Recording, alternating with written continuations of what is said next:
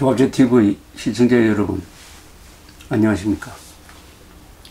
이제 유엔 안보리가 6차 핵실험에 대해서 응징하는 차원에서 북한을 향한 제재안을 금명간 표결에 붙이게 되어 있습니다. 그 표결을 앞두고 관련 당사국들이 분주하게 움직이고 있습니다. 전례 없는 국제적 공조가 이루어지고 있습니다. 중국도 상당히 어떤 부분에서 협력적입니다. 그리고 아베 수상이 나와가지고 마치 자기 일처럼 여기저기 정상에게 전화를 해서 협조를 또 부탁을 하고 있습니다. 그런데 미국이 마련한 초안이 매우 강경했습니다.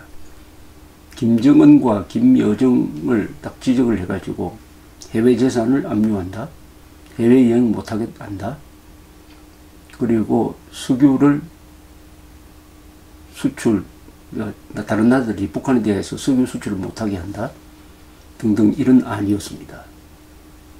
물론 그것은 가장 강력한 안을 가지고 나서 협상하는 과정에서 그게 이제 표결로 가면은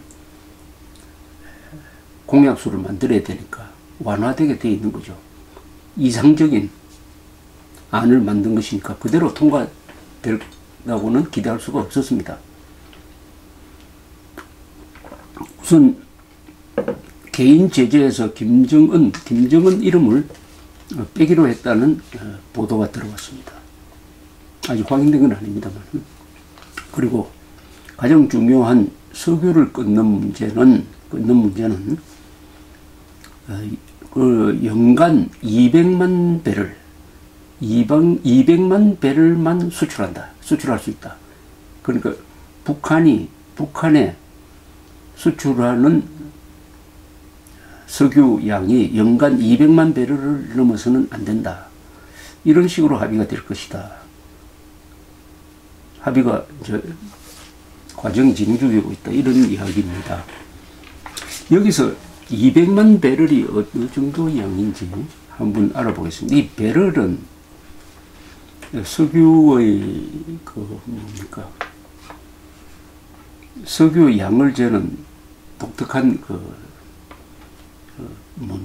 이게 배럴이라면 석유를 담던 통을 말합니다. 그 한 통에 들어가던 게 보통 한 170리터, 1000리터면 약 1톤이죠. 170리터 되어 놓으니까 그 석유통을 기준으로 해가지고 배럴이란 이 특수한 도량형을 씁니다. 배럴. 보통 환산하면은 6배럴이 1톤 정도 됩니다. 1톤. 대충 환산해서. 200만 배럴은 어느 정도냐 하면은 한국의 석유 소비량을 우선 아는 게 필요하겠습니다. 한국의 석유 소비량은 세계에서 몇 번째냐 하면은 7번째입니다. 석유 소비를 많이 하는 나라는 공업국이죠. 인구가 많은. 미국이 1등이고 중국 2, 일본, 인도, 브라질, 러시아, 사우디, 한국입니다. 8번째군요. 석유를 얼마나 쓰느냐? 연간 약 8억 9천만 배럴을 씁니다. 쉽게 9억 배럴을 씁니다. 9억 배럴. 9억 배럴? 9억 배럴을 하면은 하루에 어느 정도 쓰느냐 하면은 약 246만 배럴입니다. 한국이 하루에 246만 배럴의 석유를 소비를 하고 있는데 북한한테 200만 배럴만 수출을 허용하겠다 한다면 쉽게 말하면 한국의 일일 소비량 밖에 되지 않는 석유만 주겠다는 뜻입니다. 지금 북한이 실제로 쓰고 있는 석유량의 한 3분의 1 내지 4분의 1로 줄이겠다는 뜻입니다. 이걸 사실을 통해서 알 수 있는 것은 한국이 얼마나 큰 석유 소비 국가냐, 어마어마한 에너지 소비 국가, 석유 소비 국가라는 것을 알 수 있고, 북한이 경제 규모가 얼마나 작으냐를 알 수가 있습니다. 이 쉽게 말하면은 한국의 석유 소비량이 한국의 100분의 1입니다. 100분의 1. 경제 규모는 50분의 1입니다. 100분의 1입니다. 어떻게 보면 참 처량하죠. 그마저도 연간 200만 배럴만 쓰라 이렇게 되는 거죠. 이게 북한에 집행이 된다면 우선 여기에 중국이 협조하고 러시아가 협조해야 됩니다. 이란도 협조를 해야 되는데 이란은 모르겠습니다. 이렇게 되면 어떻게 되느냐. 우선 자동차를 제대로 굴릴 수가 없죠. 자동차 안에는 탱크도 들어갑니다. 장갑차도 들어갑니다. 그리고 비행기 기름은 특수한 기름입니다. 항공유가 또 따로 있어야죠. 비행훈련도 제대로 못하게 됩니다. 지금도 그렇지만 비행훈련을. 본격적인 전쟁도 불가능하게 되죠. 전쟁하면은 기름을 많이 쓰게 됩니다. 단기간에. 물론 기름을 따로 모아놨겠죠. 1년치나 한 6개월 모아 놓았지만은 그게 오래 가겠습니까? 이것을 당하고 김정은이가 가만히 있겠느냐. 그 다음에 이제 지켜볼 것은 김정은이가 석유로 목을 졸리는데 어떻게 반응할 거냐입니다. 일본식으로 반응하면 진주만 기습을 하는데 진주만은 멀리 있으니까 백령도를 때리겠느냐. 그래서 돌파구를 마련해서 백령도를 때리고 핵카드를 꺼내지 않을까. 이런 것까지 우리가 예상을 해야 됩니다. 일단 김정은을 코너로 모으는 겁니다. 그런 와중에서 문재인 대통령의 최측근이라고 할 수 있는 김경수 의원이 자기 페이스북에 어떤 주간지 기자가 쓴 기사를 인용해서 올린 글을 이렇게 소개를 했습니다. 그 글은 뭐냐?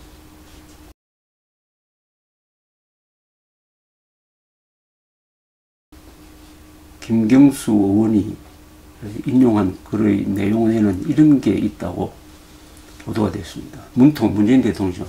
문통은 지금 굴욕을 감내하면서 사실상의 핵 보유 국가인 북한과 맞서 최소한 함부로 취급받지 않기 위한 최소한의 억지력을 확보하기 위해 그 생명줄을 쥐고 있는 미국의 가랑이 밑을 기고 있는 것이다. 기는 것뿐 아니라 미국의 지지라고 하는 대로 지져주고 있는 것이다. 그러니까 문재인 대통령을 이해해달라, 이해하라. 이런 취지인 것 같습니다. 그런데 이 표현이, 물론 김경수 의원이 직접 한 건 아니지만 이걸 소개를 했다는데, 기자가 썼다고 하더라도 이건 좀 지나친 표현이 아니겠습니까? 지금 문재인 대통령이 좀 달라졌습니다. 북한에 대한 기름 차단을 중국한테 권하고 러시아한테도 권하고 요청하고 사드도 임시라는 이름을 붙였지만 어쨌든 1기 6기 1세트를 완전하게 배치를 했습니다. 자기의 기존 노선을 바꿨습니다. 근데 이게 아마 지지층 사이에서는 못마땅한 게 있는 모양이죠. 그러니까 지금 하고 있는 것은 마지못해 기는 것뿐이다. 지지라고 하면 지져주는 것이다.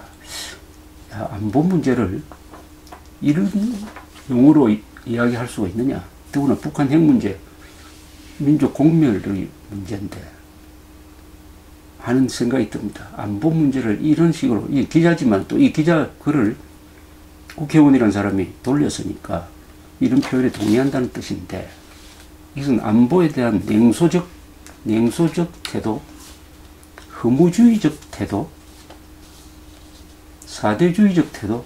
안보 문제는 자신이 나서서 하는 거지 누가 기라고 해서 기고 지지라고 해서 지지면 되겠습니까? 이런 자세. 거기에 대해서 또 다른 자세를 내가 소개해 드리겠습니다. 안보에 대한 미국 상원의원의 자세는 어떠냐 소개해 드리겠습니다. 존 맥케인이라는 국회의원이 있습니다. 아리조나 주 출신 상원의원이죠. 상원의원. 이분이 1936년생이니까 지금 나이가 81입니다. 81인데 뭐 잘 아시다시피 2008년에 공화당 대통령 후보였습니다. 이분의 생애는 독특합니다. 아버지하고 할아버지가 해군 사성 장군이었습니다. 제독이었습니다. 사성 장군이었어요. 이 본인도 미국에서는 대대로 군대 가는 경우가 많습니다. 대대로. 이게 영국이나 유럽의 이 전통이죠. 장교들은 그 대대로 가는 경우가 많아요. 그게 뭐 하나의 군사 문화인데, 이분이 해군 사관학교를 58년에 졸업한 사람입니다. 그리고 해군 비행사가 됐습니다. 항공모함 탑재 비행사. 그리고 전투기를 조종하게 되었습니다. 이 해군 비행사가 공군 비행사보다 더 기술이 높다는 이야기가 있습니다. 공군은 들으면 좀 섭섭하겠지만 그런 주장이 있다는 거죠. 왜냐하면 갑판 길이가 한 300m 때는 이 항공모함에 착륙하고 거기서 떠야 하니까 조그만 실수도 허용되지 않습니다. 물론 비행기도 아주 튼튼하죠. 해군 비행기는. 팬톰 같은 게 해군 탑재기로서 출발한 비행기입니다. 월남전에 전투 조종사로 참전을 했습니다. 이 사람 죽을 고비를 많이 넘긴 사람이에요. 포레스트알이라는 항공모함이 있었는데 여기서 불이 났습니다. 그때 한번 죽을 고비를 넘겼다고 합니다. 67년 10월에는 하노이를 폭격하다가 격추됐습니다. 그런데 포로가 됐습니다. 월맹의 포로가 됐죠. 그래서 포로 생활을 6년을 했습니다. 그동안에 이 고문을 많이 당했다고 합니다. 또 그때 다쳐서 약간 몸 거동이 자유롭지 못합니다. 그때 아버지는 태평양 지구 사령관이었습니다. 그걸 이용해가지고 월맹이 맥케인을 좀 일찍 석방해 줄까 했지만은 맥케인은 그걸 거부를 했다고 합니다. 그래서 73년에 돌아왔습니다. 81년에 이제 해군을 그만두고 아리조나로 옮겨서 거기서 하원의원, 상원의원, 그리고 2008년에 대통령 후보 이렇게 됐습니다. 그래서 맥케인 하면은 미국 정계에서, 언론계에서 이 존경하는 사람이죠. 그 경력이 너무나 굉장하니까. 그리고 이분도 어떤 당파적 이해관계에 매이지 않고 독자적으로 행동하는 경우가 많습니다. 국익에 맞다고 하면은 야당 편도 들고 여당 편도 들고 하는 사람이죠. 또 그것으로 해서 비판도 많이 받습니다. 최근 이분이 머리에 암이 생겼다고 합니다. 머리에 암이 생겼어요. 암 진단을 받고 다시 혈압에 복귀를 해서 최초로 CNN과 어제 인터뷰를 했습니다. 북한 핵 문제에 대해서 중요한 이야기를 했습니다. 왜 맥케인의 발언이 중요하냐면 이분이 지금 상원의 국방위원장입니다. 국방분과위원장입니다. 국방정책에 큰 영향을 끼칩니다. 미국에서는 외교정책에 언론도 영향을 끼치고 의회도 영향을 끼치고 대통령도 영향을 끼치고 이렇게 되어 있습니다. 누가 독점하는 게 아닙니다.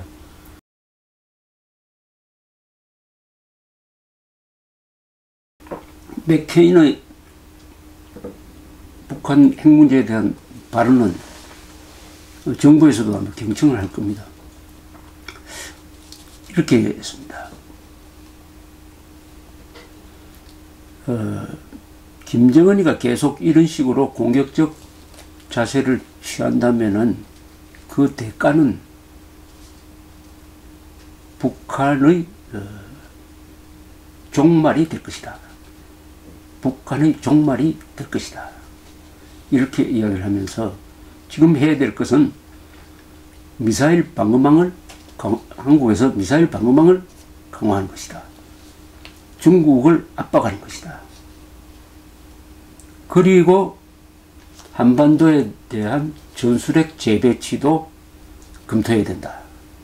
이런 이야기를, 한반도에 대한 전술핵 재배치를 미국의 영향력 있는 국회의원이 찬동하고 나온 경우입니다. 맥케이는 이런 이야기를 했습니다. 며칠 전에 한국의 국방장관이 전술핵 재배치를 요구를 했는데 이 제안은 심각하게 한번 고려해야만 한다.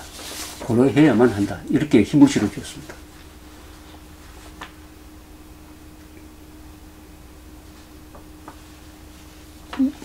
드디어 전술핵 재배치 이야기가 한국의 보수 세력 입에서 2006년부터 나오더니 이제는 한국의 전문가들의 하나의 공론이 되고 야당의 당론이 되고 국방장관도 그것을 거론하게 되었고 이제는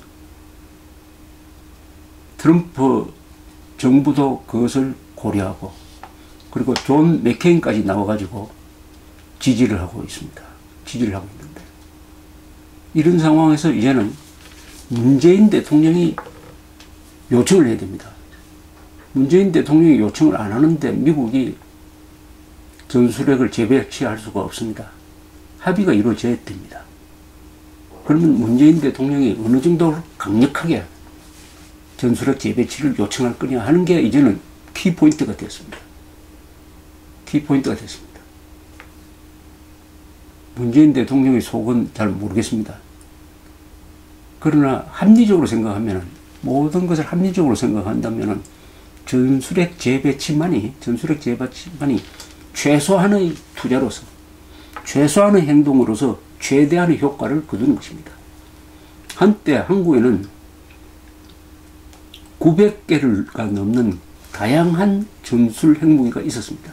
91년에 철수할 때도 한 160개의 전술 핵폭탄이 군산 등 기지에 있었습니다. 그것을 다시 배치하자는 것이죠. 다시 배치해가지고 남한에 딱 갖다 놓기만 하면은 북한이 가지고 있는 핵 능력은 이젠 카운트할 수 있다. 대응할 수 있다. 핵의 균형, 공포의 균형이 이루어진다. 그러면은 김정은이는 죽을 각오를 하지 않고는 핵을 쓸 수 없다. 핵을 쓸 수 없습니다. 그렇게 하면은 핵 쓰는 순간 나는 확실하게 죽는다 할 때 핵을 쓰겠습니까? 그런 상황을 만들어 놓고 두 번째는 협상 국면으로 가서는 북한이 핵을 포기하면 이 전술핵은 다시 미국으로 가져가겠다. 이런 식으로 서로 협상이 가능한 것입니다. 또 이 전술핵을 누구 십자우원이라고 NPT 조약 위반이라고 하면서 반대하는 사람도 있습니다. 아닙니다. NPT 조약 위반이 아닙니다. 그렇다면 미국이 유럽의 5개 나라에 배치한 전술핵 또 NPT 위반이라는 데는데 어느 나라도 중국도 소련도 그것이 위반이라고 말한 적이 없습니다. 따라서 전술핵 재배치는 그 개념이 핵 확산이 아닙니다. 그것은 한반도의 비핵화를 위한 전술핵 배치입니다. 뭐냐? 북한을 비핵화시키기 위한 방편으로서 전술핵을 재배치하고 북한이 비핵화되면 철수한다. 이런 조건을 달면 되는 겁니다. 다만 문재인 대통령이 어느 정도 체중을 실어서 전술핵 재배치를 트럼프 대통령한테 요구하느냐에 달려 있습니다. 이 정도 같으면 미국에서는 받아들일 태세가 되어 있다고 봐야 하는 것입니다. 전술핵 재배치를 그 미국의 문제다. 보수 세력이 뭐의 문제지 내하고는 관계없다. 이렇게 생각하면은 이 정부가 국방 문제에 대해서 손님이 되는 것이고 주인의식을 발휘해가지고 아, 이렇게 하면은 북한한테 이제는 끌려가지 않아도 되겠구나. 협상에 나와도 북한한테 밀릴 필요가 없구나. 이게 중요한 카드구나. 또 이게 현실성이 있는 카드구나. 이게 불가능하면은 자체 핵무장으로 가는 수밖에 없는데, 그것은 시간이 걸리고 더 큰 문제를 유발하는데, 이 전술핵 재배치는 너무나 자연스럽고 힘이 적게 들고 그리고 효과가 있는 것입니다. 효과가 있는 것입니다. 전술핵은 대충 지금 남아있는 전술핵은 폭탄입니다. 비행기가 달고 내려가서 떨어뜨리는 겁니다. 주로 한국 같으면 F-16에 달 수 있습니다. 미국에 장착하게 되겠죠. F-16. F-16에 달고 가서 평양을 때리기에는 이 비행거리도 좁고, 그 다음에 전술핵이라고 해서 폭발력이 적은 게 아닙니다. 160킬로톤, 히로시마에 떨어진 거 10배, 또 정확하게 맞출 수가 있고요. 군사시설을 공격을 하게 되어 있습니다. 일반 도시를 파괴하는 게 아니죠. 김정은의 목에 들이대는 단도입니다. 단도. 김정은이가 큰 긴 창을 가지고 있다고 하더라도 목에 지금 단도가 들어가 있는, 단도가 목덜미에 닿고 있는데 그 창을 쓸 수가 있습니까? 이 기회에 문재인 대통령의 이 결단만 남았다, 이렇게 생각이 됩니다. 맥케인 상원 의원한테 우리가 감사해야 되겠습니다. 감사합니다.